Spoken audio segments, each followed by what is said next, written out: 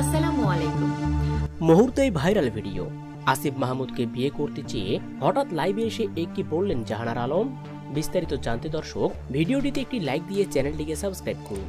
আসিফ মাহমুদ সজীব ভুইয়া হচ্ছেন একজন বাংলাদেশি আন্দোলনকারী, ছাত্রনেতা ও বর্তমান অন্তর্বর্তীকালীন সরকারের একজন উপদেষ্টা।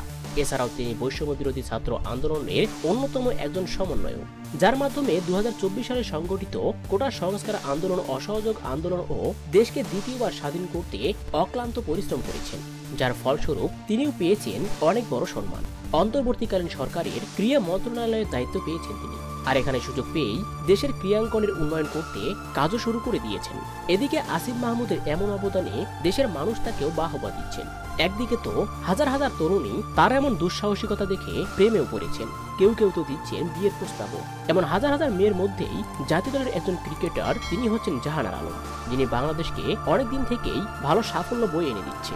এবার তিনি কিনা স্বয়ং আসিফ মাহমুদকে বিয়ের প্রস্তাব দিয়ে বসলেন।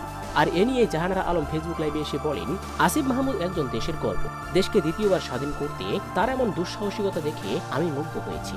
আমি অবিবাহিত, সেও অবিবাহিত, আমিও দীর্ঘদিন থেকেই ভালো একজন পাত্র করছি। আল্লাহ যদি চায় আসিফ মাহমুদের সঙ্গে আমি বিবাহ বন্ধনে আবদ্ধ হব এবং দুজনেই দেশের হয়ে ভালো কিছু বয়ে আনব।